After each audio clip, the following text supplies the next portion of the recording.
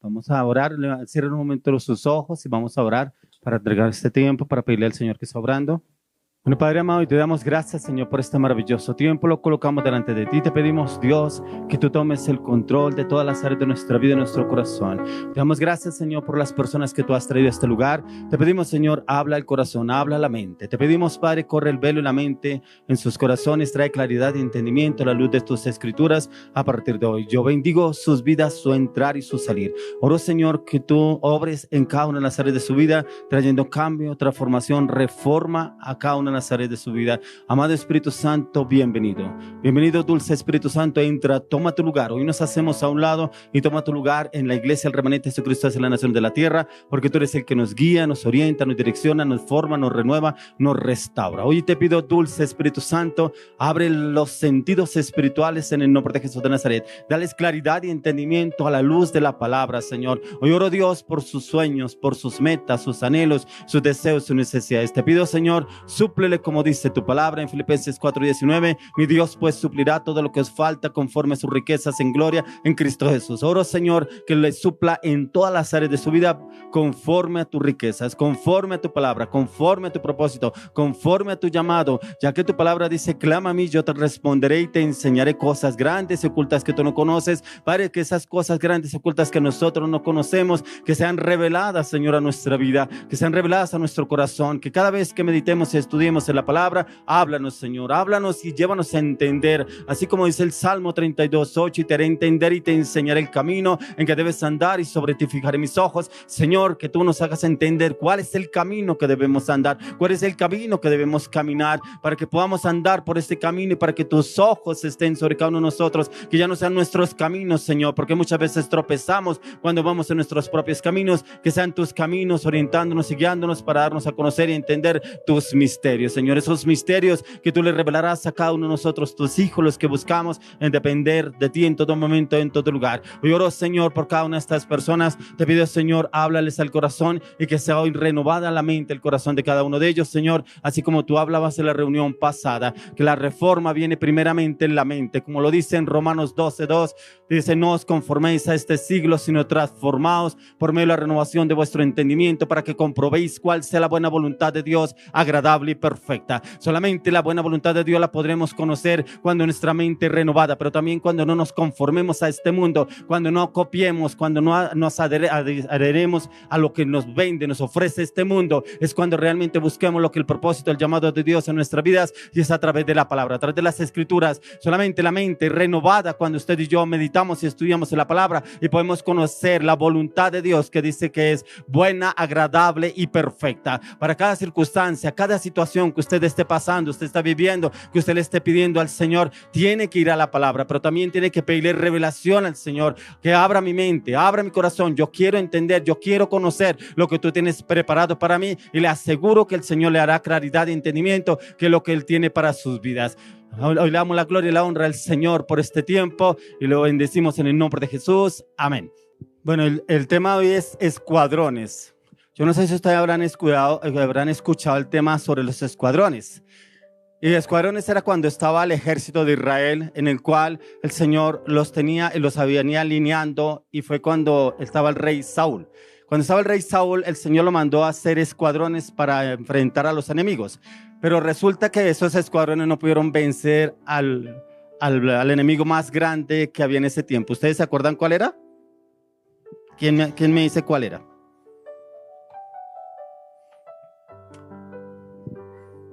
¿Nadie sabe? Goliat. Goliat era el enemigo más grande que había, y aún todos los escuadrones que había levantado el rey Saúl no podían vencer a este gigante. Esa es la palabra, que más o menos su estatura era de 3 metros de altura. ¿Y David cuánto medía? Como unos 50, unos 60, prácticamente, era la medida de David. Pero cuando el Señor llama a todos, que quién se le quería enfrentar, nadie, porque inclusive los amenazaba. Dice la palabra que duró 40 días amenazándolos al pueblo de Israel. decía que si en tal tiempo nadie se enfrentaba con él, dice que él daría la carne, la comida de ellos, o sea, a sus muertos, lo daría a las aves de los cielos y a los bestias del campo, la carne de las personas que él mataría, ¿cierto? Porque no veía quién, y todos los días amedrentaba al pueblo de Israel, todos los días se le enfrentaba al pueblo de Israel, pero no había quien lo pudiera enfrentar. Pero es cuando el Señor permite que llegue precisamente el rey David. ¿Y el rey David de dónde lo sacó el Señor? Dice que detrás de las ovejas. Prácticamente era un hombre insignificante. Eran más valerosos sus hermanos, porque sus hermanos pertenecían al ejército de Israel. Dice que eran hombres altos, bien atractivos, corpulentos, y que ellos representaban una parte del ejército del rey Saúl. Entonces prácticamente Saúl era un hombre, dice que tenía más o menos 17 años, ¿cierto? Que era muy delgado, y la palabra de Dios lo escribe como un hombre muy bello. Dice que era muy atractivo el rey David. Pero ¿cómo el Señor lo llama a él? Dice que él iba, su papá Isaí lo mandaba a llevarle comida a sus hermanos porque ellos estaban prestando el servicio en el ejército del rey Saúl, y lo mandaba a llevarle los alimentos, pero los hermanos lo detestaban al rey David. Le decían, devuélvete para tu casa, y él se quedaba mirando qué estaban haciendo, o sea, como asombrado que sus hermanos estuvieran en el ejército del rey Saúl, pero él no. Pero él aún así se esforzaba por mirar cómo obraban ellos. Quiero que miremos en el libro de Jueces, capítulo 6. Voy a empezar desde el versículo 12. Dice, y el ángel de Jehová se le apareció y le dijo, Jehová está contigo, varón esforzado y valiente. Y Gedeón le respondió, Señor mío, si Jehová está con nosotros, ¿por qué nos ha sobrevenido todo esto? ¿Y dónde están tus maravillas que nuestros padres nos han contado diciendo, no nos sacó Jehová de Egipto, y ahora Jehová nos ha desamparado, nos ha entregado en mano de los madianitas? ¿Cuántas veces usted no ve respuesta del Señor? Y esa es la pregunta que usted le hace al Señor. Dice que nos va a bendecir, y mire esa situación, tienen más prosperidad los impíos que nosotros. Mire la de allá, ni siquiera va a la iglesia, ni siquiera ora, y mire ese negocio como es de próspero. Hay veces nos pasa como le estaba pasando a Gedeón. Gedeón tenía más puesta su mirada, era en los enemigos, cómo les estaba yendo de bien los enemigos, pero cómo le dice él de lo que el Señor los sacó de Egipto. Dice que él los sacó de tierra de servidumbre, a sus padres, a sus antepasados, los sacó de ese lugar, pero aún así le reclama a Dios, pero ¿cómo así que nos va a bendecir? Dice que se le apareció el ángel de Jehová a Gedeón, se le apareció enfrente. ¿Qué haría usted si el ángel del Señor se le apareciera a usted? Algunos refutan que diciendo, algunos escritores dicen que el ángel pudo ser un ángel de Dios. Pero aquí yo veo que fue el mismo Señor Jesucristo que se le apareció a Gedeón. El mismo le habló a Gedeón, y Gedeón quedó asombrado. Pero lo más impactante que me llama la atención de Gedeón, ¿cuántas pruebas le pidió para saber realmente si era Dios? ¿Eso no le ha pasado que usted le pide a Dios una respuesta? Si pasa esto, sabré que es tuyo. Si no pasa esto, sabré que no es tuyo. Aquí en este capítulo encontramos cómo Dios le habló a Gedeón. Y dice en el versículo 14, dice, mirándole Jehová le dijo, ven con esta tu fuerza, salvarás a Israel de la mano de los madianitas, ¿no te envío yo? Entonces le respondió, Señor mío, ¿con qué salvaré yo a Israel? He aquí que mi familia es pobre en Manasés, y yo el menor en la casa de mi padre. ¿Cuántas veces usted le dice al Señor, pero yo quién soy para irme a enfrentar a esa persona? Pero yo quién soy para irle a hablar a esta persona? Yo quién soy para irle a decir esto a tal persona? Ese era Gedeón. Se creía insignificante. Por eso él mismo hace la descripción de dónde era él. Dice que de Manasés, de la familia más pobre de Manasés. ¿Cuántos argumentos le ponemos nosotros al Señor para no cumplir el propósito de Dios? Y aún preguntamos a Dios, pero ¿por qué no avanzo? ¿Pero por qué no evoluciono? ¿Pero por qué no se me dan las cosas? ¿Pero por qué yo hago este proyecto y no se me da? ¿Por qué hago otra cosa y no se me da? ¿Cuántas veces? ¿Pero cuánto llevo yendo a la iglesia? ¿Cuánto llevo orándole? Pero Dios nos pide algo y no lo cumplimos. Y le digo, ¿por qué no lo hacemos? Porque siempre tenemos una excusa delante del Señor. Dice, le respondió, yo te ruego que si he hallado gracia delante de ti, me des señal que has hablado conmigo. Te ruego que no te vayas de aquí hasta que vuelva a ti, saque mi ofrenda y la ponga delante de ti. Y él respondió, yo esperaré hasta que tú vuelvas. Y entrando Gedeón, preparó un cabrito y panes y levadura de un efa de harina, y puso la carne en un canastillo y el caldo en una olla, y sacándolo se lo presentó debajo de aquella encina. Tremendo la paciencia que tiene el Señor esperando a Gedeón para responderle y darse cuenta que sí era el ángel de Dios que estaba ahí. Entonces el ángel de Dios le dijo, toma la carne y los panes y levadura y ponlos sobre esta peña y vierte el caldo. Y él lo hizo así, y extendiendo el ángel de Jehová el báculo que tenía en su mano, tocó con la punta la carne y los panes y levadura y subió luego de la peña, el cual consumió la carne y los panes y levadura, y el ángel de Jehová desapareció de su vista. Fue un holocausto. Esa ofrenda el Señor la recibió, no quiere decir que no haya sido acepta, pero en ese tiempo ese era un holocausto que lo recibió el Señor y fue como dice la palabra de Dios, olor grato delante del Señor. Se le agradó a Dios la ofrenda que le dio Gedeón para Dios. Viene entonces Gedeón, que era el ángel de Jehová, dijo, Señor Jehová, que he visto al ángel de Jehová cara a cara, pero Jehová le dijo, paz a ti, no tengas temor, no morirás. O sea, había el temor en Gedeón porque había visto el ángel de Jehová. Lo había visto cara a cara, pero no había entendido, pero sabía que el que viera al Señor moriría. Pero era el ángel del Señor, no era el propio Señor. Pero Jehová le dijo, paz a ti, no tengas temor, no morirás. Y edificó allí Gedeón un altar a Jehová y lo llamó Jehová Salom, el cual permanece hasta hoy en Ofra y de los abiezeritas. Aconteció que la misma noche le dijo Jehová, toma un toro del hato de tu padre, el segundo toro de 7 años, y derriba el altar de Baal que tu padre tiene, y corta también la imagen de acera que está junto a él.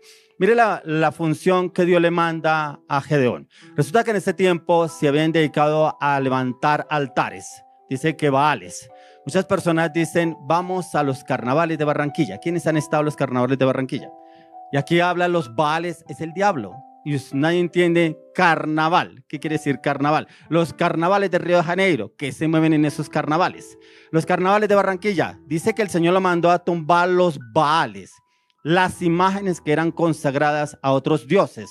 Y esas imágenes también estaba el papá, que era también consagrando esas imágenes. Pero el Señor le da una orden, pero mire lo que hace, y edifica altar a Jehová tu Dios en la cumbre de este peñasco, en el lugar conveniente, y tómalo el segundo toro, sacrifícalo en el holocausto, en la madera de la imagen de acera que habrás cortado. Entonces Gedeón tomó 10 hombres de sus siervos, e hizo como Jehová le dijo, más temiendo hacerlo de día, por la familia de su padre, por los hombres de la ciudad, lo hizo de noche.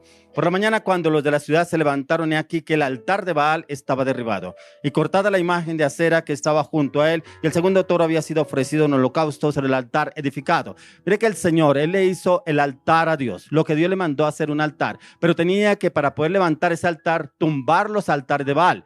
Pero él temía hacerlo en el día, porque pronto lo podrían apedrear, lo podrían matar a Gedeón. Por eso lo hizo de noche. Tomó a algunos de los siervos de él y fue y tumbó esos altares, ¿cierto? Y al otro día se dieron de cuenta y se dijeron unos a otros, ¿quién ha hecho esto? Y buscando, inquiriendo, les dijeron, Gedeón, hijo de Joás, lo ha hecho. Entonces los hombres de la ciudad dijeron a Joás, saca a tu hijo para que muera, porque ha derribado el altar de Baal y ha cortado la imagen de acera que estaba junto a él. Eso es lo que más me impacta en la historia de Gedeón, que muchas veces Dios nos manda a hacer a usted, a mí algo, y cuando obedecemos, el enemigo se queda quieto. No. Y muchos dicen, pero ahora que yo qué hice, y por qué ahora me pasa esto, y por qué ahora yo estoy viviendo esto, pero si yo le hice caso a lo que Dios me dijo, porque el enemigo no se queda quieto. Pero ahí donde usted tiene que tener la sabiduría en el Señor, ¿cómo debe usted obrar para que el enemigo no lo ataque, no le venga el contraataque? Y eso usted y yo tenemos que orar para que el enemigo no venga a hacerlo. Y dice, aquel día Gedeón fue llamado Jeroboal, esto es, contienda Baal contra él, por cuanto derribó su altar. O sea, prácticamente ellos estaban diciéndole que el Dios de ellos se tendiera con Gedeón. Entonces el espíritu de Jehová vino sobre Gedeón, y cuando tocó el cuerno, los abiezeritas se reunieron con él. Mire que el espíritu del Señor lo respaldó a Gedeón. Algo que es muy importante, si usted es obediente, si usted le hace caso a lo que Dios le diga, el Espíritu Santo lo acompañará a usted. Él lo respaldará a usted donde quiera que vaya. Pero mire que algo que es muy importante que yo he encontrado, que debemos tener nuestros sentidos abiertos para escuchar lo que el Señor nos quiere decir. Hay veces vamos y le comentamos al amigo, a la vecina, al de allí, que qué opina, mire, me está pasando esto. Ay, haga esto porque yo lo hice. No, usted tiene que hacer esto porque a mí me fue así. Ay, a mí también me pasó. Y usted resulta haciéndolo a las demás personas, pero usted no hace lo que le dijo Dios. Usted no fue a la oración ni fue a la palabra. ¿Qué le dice Dios en la palabra? No encuentra la respuesta. Y después lo que usted hizo, lo hizo como la otra persona y no le fue como esa persona. ¿Por qué? Porque es que Dios es un Dios personal.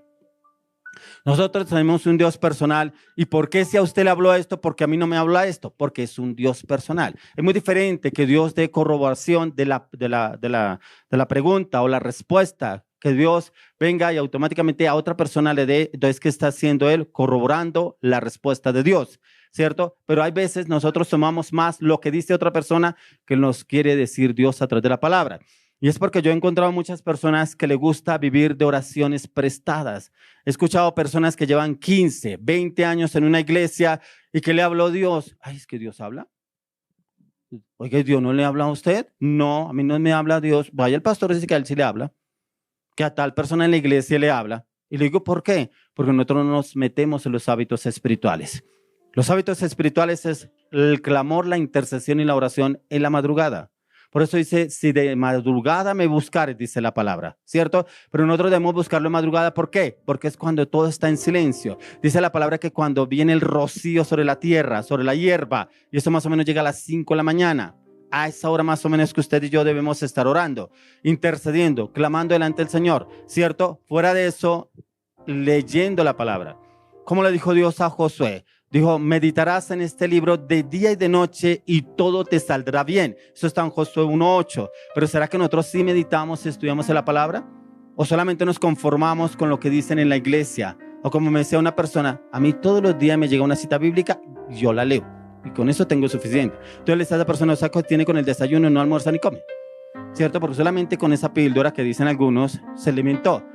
Pero si la palabra nosotros debemos leerlo por lo menos 2, 3 capítulos diarios de la palabra y no nos alimentamos de la palabra, ¿cierto? Solamente lo que escuchamos. ¿Y usted no ha visto personas que van a la iglesia y se duermen?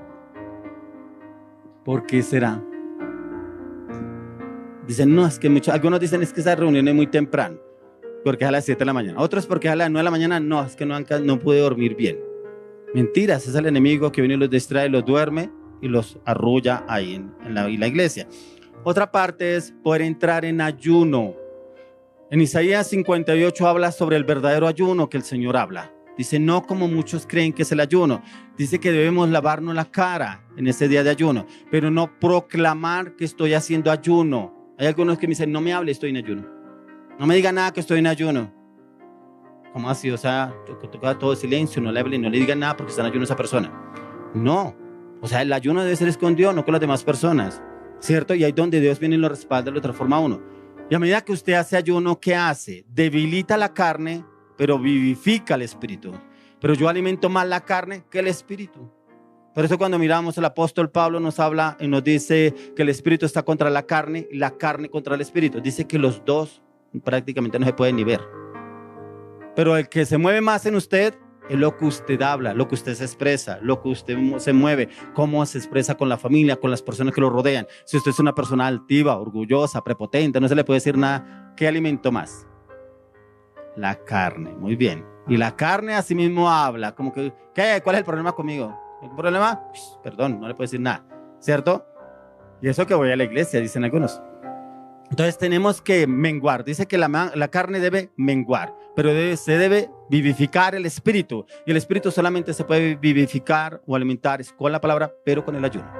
Porque la palabra de Dios dice que hay algunos espíritus que solamente salen con ayuno y oración.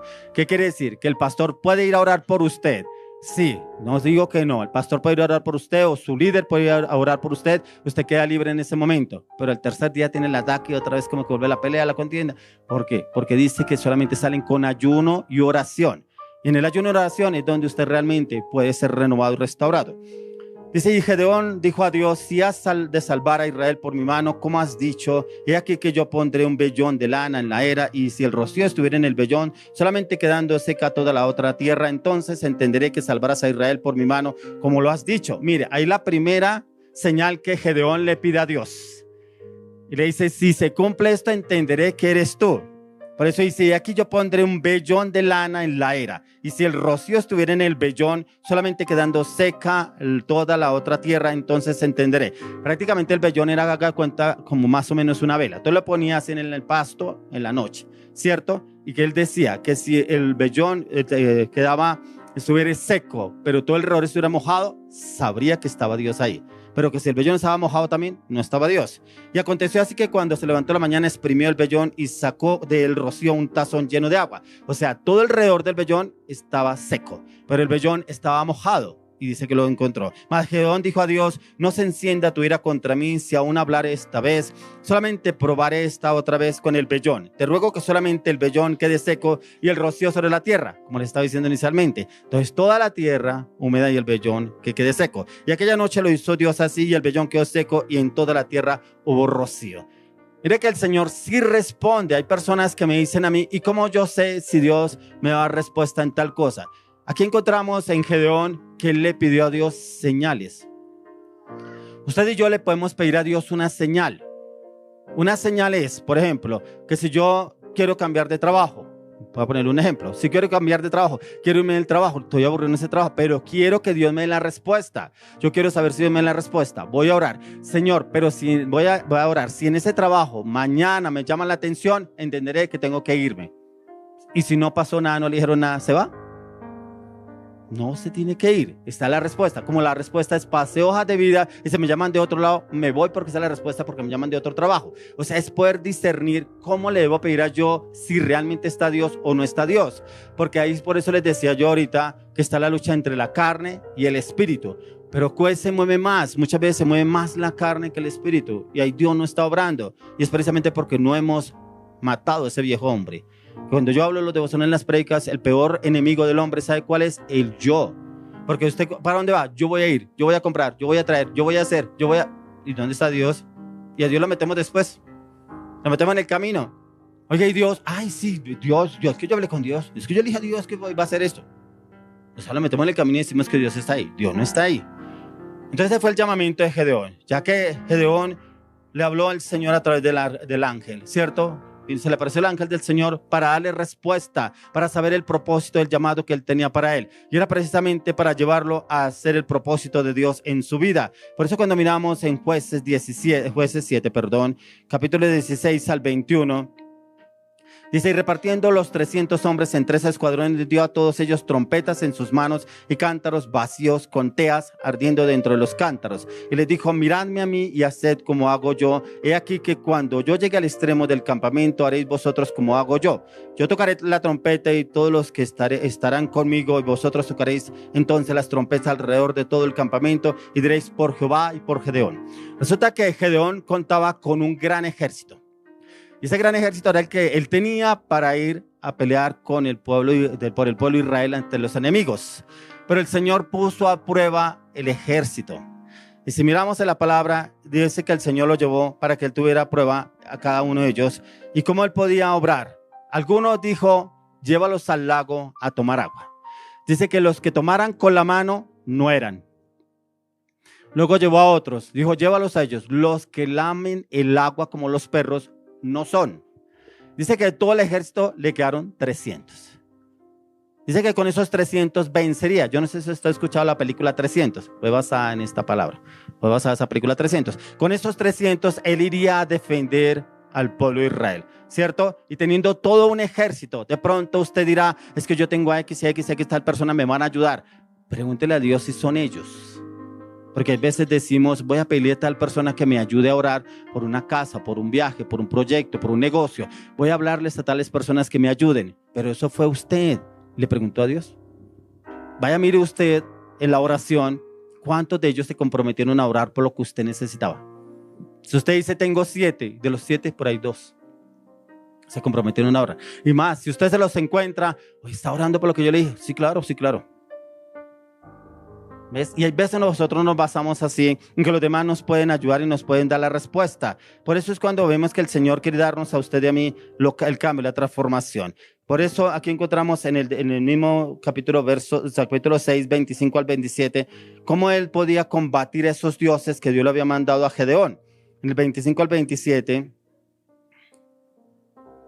y dice: aconteció que la misma noche le dijo a Jehová: toma un toro del hato de tu padre, el segundo toro del 7 años, y derriba el altar de Baal que tu padre tiene, y corta también la imagen de acera que está junto a él, y edifica altar a Jehová tu Dios en la cumbre de este peñasco, en lugar conveniente, y tomando el segundo toro, sacrifícalo en holocausto con la madera de la imagen de acera que habrás cortado. Entonces Gedeón tomó 10 hombres de sus siervos e hizo como Jehová le dijo, mas temiendo hacerlo de día por la familia de su padre, por los hombres de la ciudad, lo hizo de noche. Entonces, ¿en qué encontramos? Que él encontró la fortaleza también con sus siervos para poder derribar los altares que el Señor le había mandado a él que los tenía que derribar. Entonces yo le quiero preguntar a usted, ¿será que usted todavía tiene altares en su casa? Algunos dirán, no, ya nosotros dejamos esas imágenes, ya no tenemos nada. Pero ¿qué altar tiene usted en su corazón? De pronto usted no se levanta temprano a orar porque es que me acuesto muy tarde. Y es que me acuesto tarde viendo una serie. Ahora que te contamos con esas plataformas en las cuales usted puede durar horas pegado al televisor, inclusive ahora las redes sociales, pero usted no se levanta temprano a orar. Entonces muchas veces se nos convierte a nosotros en una imagen de acera, como la imagen que estaba acá. Un ídolo en el cual yo no oro, no me levanto temprano a orar. ¿Y por qué no me levanto temprano a orar? Porque me acosté tarde, estoy muy cansado, me tocó salir de carrera a trabajar, entonces no me quedó tiempo de hacer lo que yo tenía que hacer con Dios. Otras personas que yo les pregunto, ¿usted lee la palabra? ¿Usted sí lee la palabra? Sí, yo la leí el domingo, yo la leí hace 8 días, yo la leí hace 15 días. Entonces, ¿cómo nos podremos nosotros alimentar de Dios si no nos sumergimos en la palabra? Si realmente no meditamos y estudiamos en la palabra. Si usted y yo meditamos en la palabra, como le dijo el Señor a Josué, meditarás en este libro de día y de noche, le aseguro que el enemigo no tendría armas para atacarnos. Le aseguro que el enemigo estaría vencido cada vez que viniera, se nos levantará contra nosotros. Pero nosotros no meditamos en la palabra, nosotros no estudiamos en la palabra. Entonces, ¿por qué escuadrones? Porque aquí el Señor le dio ese plan estratégico a Gedeón de cómo él debería obrar y actuar para que el Señor lo levantara para sacar ese ejército adelante del pueblo de Israel. Por eso quiero que miremos un momento en el libro de Isaías 55.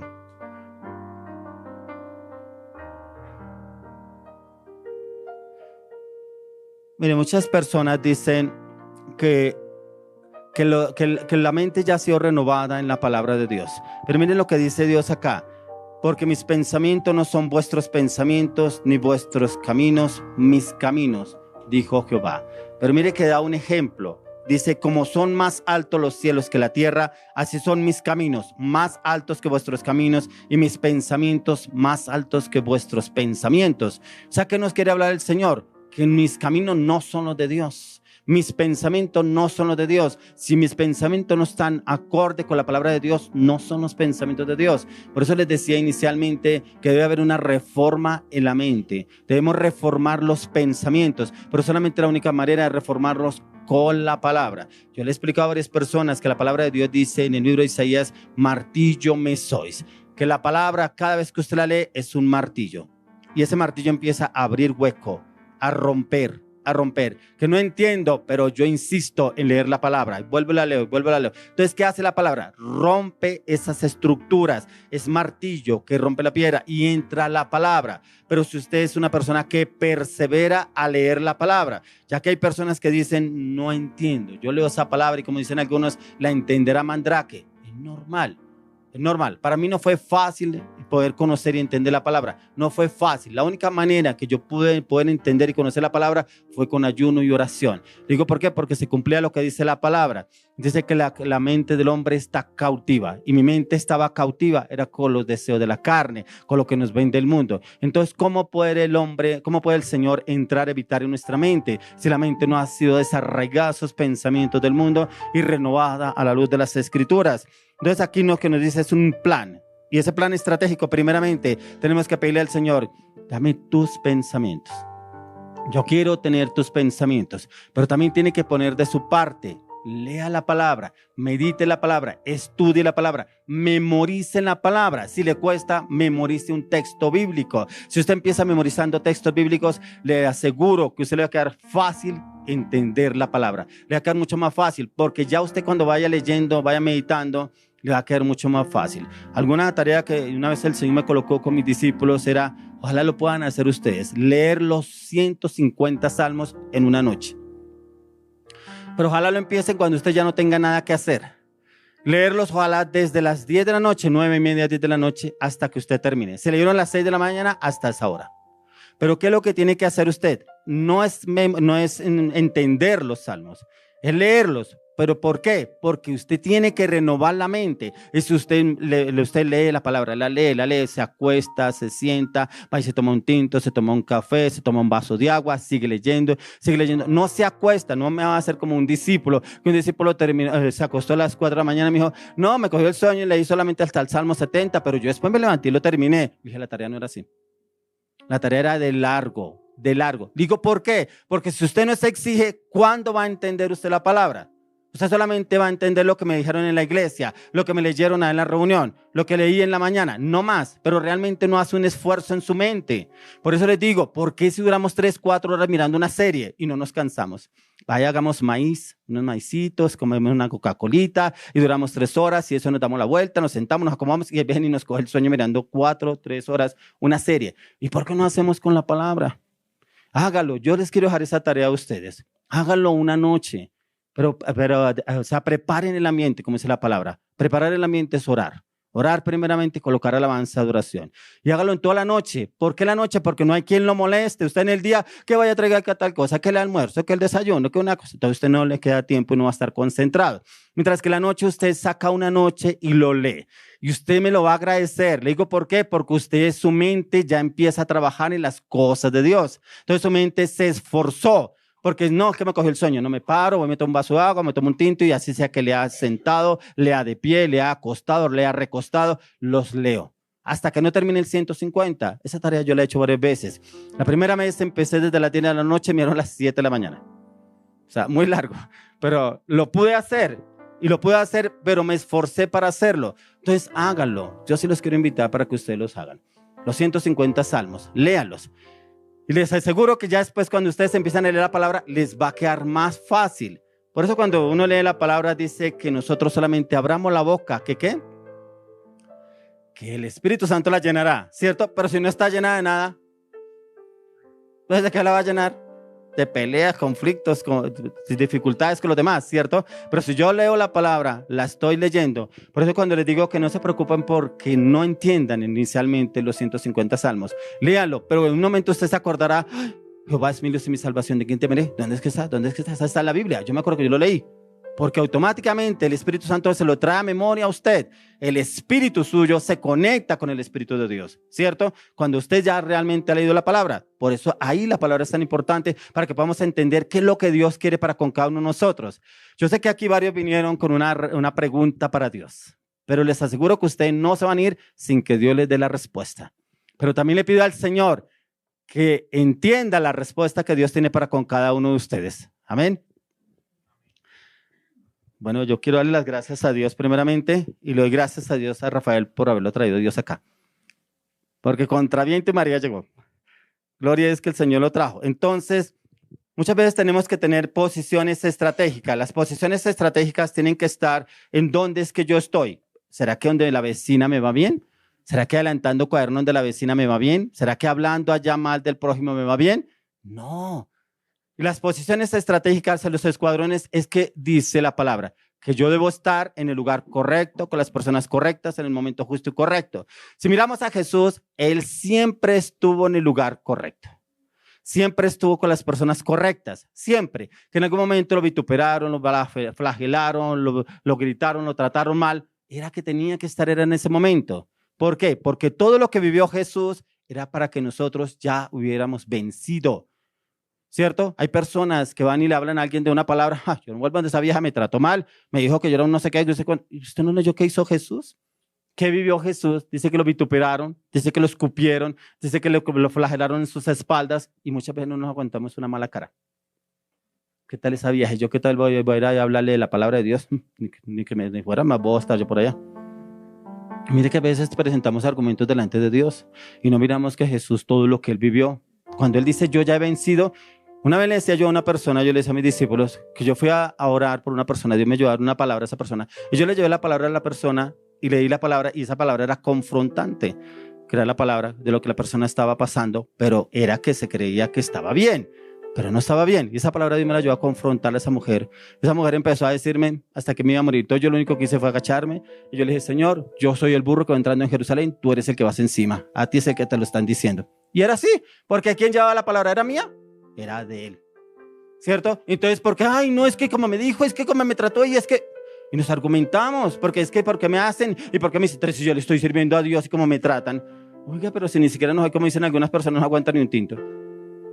¿Ves? Entonces, ahí donde realmente tenemos que entender nosotros a quién le estamos sirviendo. O es que el pastor de allá me dijo, es que el del líder de la iglesia me dijo, es que tal persona me dijo que fuera y orara. Entonces, vaya, hágale el reclamo a él. Hágale el reclamo al pastor que lo trataron mal a usted. Vaya, dígale al pastor, porque usted no está haciéndolo en el nombre de Jesús.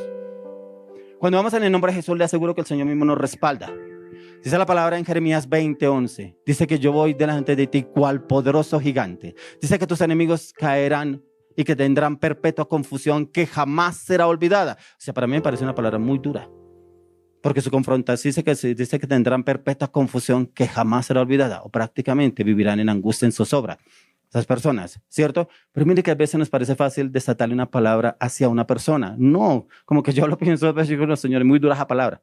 Es muy dura, ¿cierto? Entonces, pero ¿qué es lo que yo quiero que ustedes me entiendan? Si el tema de esos escuadrones, ¿qué es lo que el Señor lo está llamando a usted? Pero ¿qué es lo que el Señor le ha hablado a usted ya varias veces y le ha querido hacer entender, pero no ha querido entender cuál es el propósito que Dios tiene para su vida? Desde que yo llegué a la vida cristiana, yo le doy gracias a Dios porque a mí Dios solamente me llevaba a orar por una sola persona en una familia, una persona. Y solamente con yo ir a orar por una persona, el Señor traía a toda la familia. A toda la familia. Pero le digo, ¿por qué el Señor traía a toda la familia? Porque veían el testimonio en esa persona. No era esa persona como esas cantaletosas, vaya a la iglesia, si usted no va a perder, se va para el infierno, pero es que usted donde se la pasa, tomando con esos amigos, en esas hincheras que lo pasa. ¿Usted cree que va a ir la persona? Nunca va a ir. Y usted lo verá cada 8 días borracho. Cada 8 días lo verá borracho. Entonces, es que usted sea testimonio, acá y en cualquier parte. Usted miraban a Jesús. Jesús fue testimonio en toda parte, inclusive para sus propios hermanos. ¿Usted sabe que el Señor Jesús dijo que los aborrecerían los de su propia casa? ¿A Jesús lo aborrecieron los de su propia casa? Sus propios hermanos lo aborrecían a Jesús. Venga, ¿y por qué se preocupa usted cuando le dicen, váyase para esa iglesia, a Lambeladrillos, allá, vaya que a él le lavaron el cerebro, vaya allá en esa iglesia? Así le dicen cuando usted va a la iglesia, ¿cierto? Porque no les gusta. Pero si Jesús mismo lo aborrecieron, ¿por qué no nos van a aborrecer a nosotros? Y muchas veces no nos aguantamos que nos miren mal o que lleguemos a la casa. No, ahora la batalla campal en la casa, ahora cuando llegue. Vaya a la oración.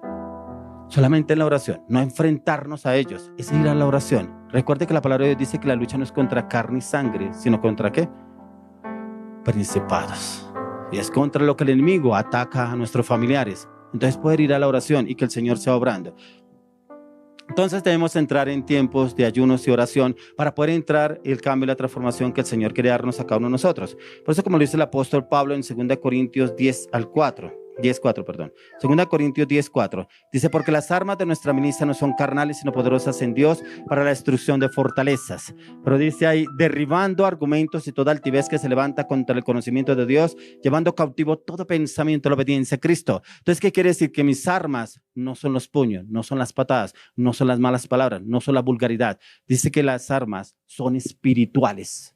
O sea, lo que el Espíritu Santo me dé, esa arma la que yo debo usar, no debo usar en mi voluntad. No es que se me están enfrentando a mí, no. ¿Cuáles las armas que Dios me está dando?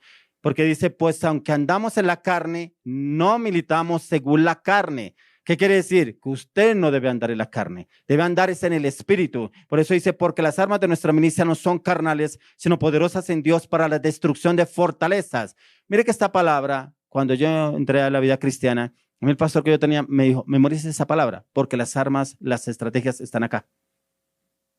Pero usted tiene que armar, derribar toda estructura del enemigo en su mente y fortalecer su mente con la palabra. Entonces, ¿qué quiere decir? Que su mente está fortalecida con la palabra, nadie lo podrá derribar a usted. Vuelvo y le digo, en el Espíritu, donde Dios le da la victoria, usted la conquista. Por eso lo dice, derribando argumentos y toda altivez que se levanta contra el conocimiento de Dios. El enemigo siempre le va a levantar a usted argumentos. Un argumento porque usted miró y de una vez lo acusa. Usted miró algo indebido y de una vez lo condena. Y es el enemigo. Dios no condena. Es el enemigo que lo condena. Pero si yo voy a la oración, Dios me libera de ese espíritu de condenación que el enemigo venga a atacarme a mí. Por eso dice que arribando todo argumento que se levanta contra el conocimiento de Dios y llevando cautivo todo pensamiento a la obediencia a Cristo. O sea, yo debo llevar todo pensamiento obediente a la obediencia a Cristo. ¿Qué quiere decir? Que mi mente debe estar renovada con el Espíritu de Dios, que mi mente debe ser fortalecida en el Espíritu de Dios. Por eso es tan importante que usted y yo entremos a buscar qué es lo que el Señor quiere decirnos, qué es lo que el Señor quiere hablarnos a cada uno de nosotros y cómo debemos obrar y actuar para cada circunstancia o situación que estemos pasando. Por eso ahí como lo vivió Gedeón y como lo vivió también el rey David, que yo empecé hablándoles del rey David. Cuando el Señor llamó a David, cuando David empezó a decir, pero ¿qué le dan? ¿Qué le darán al que venciera a ese gigante? Y le decían que el rey Saúl lo colocará en un lugar de honra y le dará varias cosas el que venciere a él. Y dijo, yo lo voy a hacer. Dice que llegó a oídos del rey Saúl y que él lo mandó llamar a David. Y fue David y le dijo que cómo le va a vencer. Dijo, pero si a mí, el Señor, mi papá me colocó a defender, defender las ovejas y me enfrentaba con lobos, con osos, con leones y los sacaba de la boca de los leones, dice el rey David. ¿Cierto? ¿Cómo no voy a poder defender, cómo no va a poder contra este gigante? Y dice que el rey Saúl le puso la armadura. Dijo, listo, todo esto te vas a vestir. Y dice que no podía ni caminar contra esa armadura que le puso el rey David, de un guerrero. Entonces que él dijo, no, yo voy a utilizar mis armas, yo no puedo utilizar esto porque no sé cómo defenderme. Como los soldados se visten con esa armadura, yo no. Dice que él llevaba 5 piedras en su zurrón, en su costal, ¿cierto? Que con esas piedras fue que él empezó a enfrentarse. Pero como el mismo gigante se burlaba de David y le decía, y que tú vienes a defender al pueblo de Israel. Prácticamente hoy comerán tus carnes las aves de los cielos y las bestias del campo, le dijo el gigante Goliat a David. Pero como David saca y dice, yo vengo contra ti en el nombre de Jehová de los ejércitos. O sea, mire que él sabía en quién confiaba. Él no confiaba en su fortaleza, él no confiaba en su astucia, él no confiaba en sus inteligencias, en sus conocimientos. Mire que hay veces nosotros actuamos así. Es que yo sé cómo le tengo que hablar a esa persona y es que me las va a pagar. Le voy a decir unas cuantas verdades porque este es el tiempo que lo voy a decir. Pues ahí no está Dios. Y a veces decimos que está Dios, no está. Mire, el rey David no, él dijo, vengo contra ti en el nombre de Jehová de los ejércitos. Y dice que solamente con una piedra que le lanzó, dice que le dio en la frente, que lo tumbó. Dice que automáticamente él salió corriendo y la misma espada que con la que él le iba a dar a David, se la quitó al gigante y le quitó la cabeza. Derribó al gigante. Entonces, ¿qué les quiero dar a entender? Que no importa el gigante que usted esté viviendo, no importa el gigante que usted esté pasando, ese gigante es el que el Señor quiere derribar hoy en su vida. Pero digo, ¿cómo lo va a derribar? Cuando usted deje de ver ese gigante más grande que Dios. David nunca lo vio más grande que Dios. El pueblo de Israel lo vio más grande. El rey Saúl lo vio más grande que Dios al gigante Goliat. Lo vio más grande, ¿cierto? Y hay veces, no, yo no, y con ese problema ya no, y con esa señora, con ese carácter, no, y con ese jefe, no, y con ese compañero de trabajo, mejor yo no voy por allá. O sea, usted prácticamente le huye al problema, pero no va a la palabra cuál es la estrategia que Dios le quiere dar para ese problema. ¿Cuál es la estrategia que Dios le viene dando a usted? Pero usted no ha querido entender porque usted solamente ve acá el problema, ve la dificultad, ve la circunstancia y no ve a Dios. Sabiendo que Dios está detrás de la circunstancia. Dios estaba detrás del gigante Goliat para darle la respuesta a David y cómo este hombre lo venció.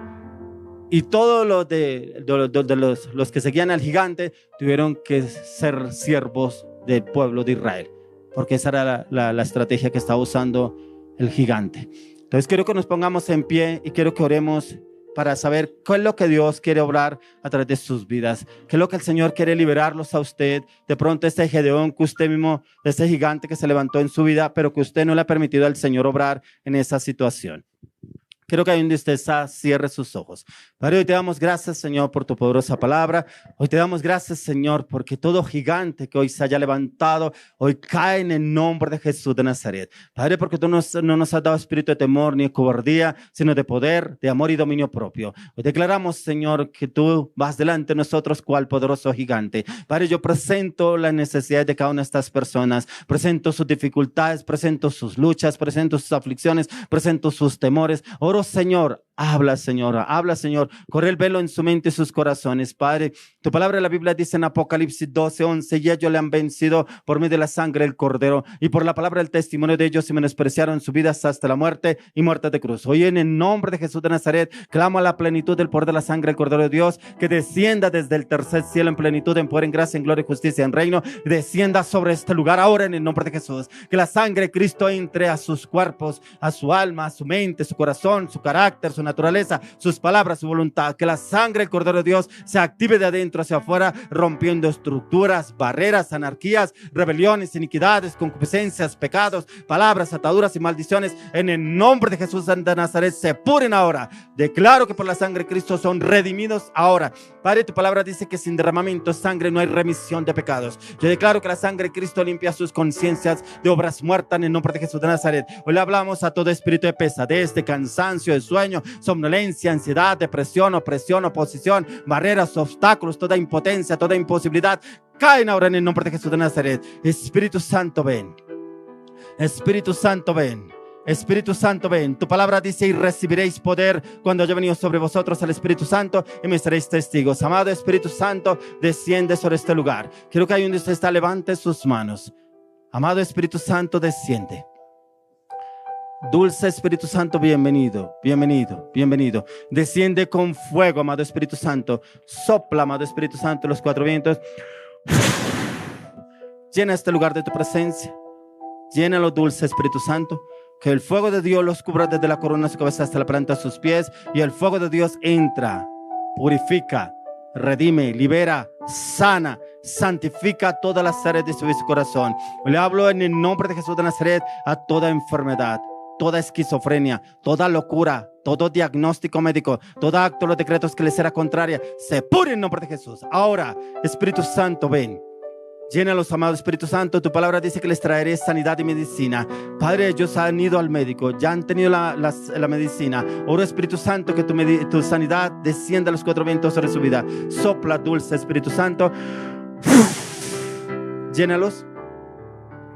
Más Espíritu Santo. Yo declaro que la sangre de Cristo limpia sus conciencias de obras muertas. Se corre toda venda, todo velo, todo espejismo. Cae en el nombre de Jesús. Y el Espíritu de Dios entra con total libertad. Envuélvelos en tu fuego, envuélvelos en tu fuego, envuélvelos en tu fuego. Sopla, amado Espíritu Santo, satúralo de tu presencia, tu fuego, tu unción, tu poder, tu sanidad, tu santidad, tu paz. Padre, esa paz que no da el mundo, esa paz que sobrepasa todo entendimiento, la paz de nuestro Señor Jesucristo los invade a partir de ahora. Llénalos, amado Espíritu Santo, de tu amor, ese amor inagotable que tú derramaste a través de la cruz. Desbórdalo sobre cada uno de las áreas de su vida y su corazón. Venda toda herida en el corazón de cada uno de ellos a partir de ahora en el nombre de Jesús. Y que el amor de Jesús rebose ahora, amado Espíritu Santo, llénalos de tu presencia. Más Espíritu Santo, Padre, hoy los coloco bajo el pacto de la sangre de Cristo. Declaro que ninguna arma forjada prosperará a través de sus vidas. Te pido, Espíritu Santo, levántalos en poder, levántalos en gracia, levántalos en gloria, levántalos en justicia. Úsalos, amado Espíritu Santo, para tu gloria. Llénalos de tu presencia. Sopla, amado Espíritu Santo. Sopla, amado Espíritu Santo. Sopla sobre sus vidas. Sopla, amado Espíritu Santo. Más, dulce Espíritu Santo. Espíritu de Dios.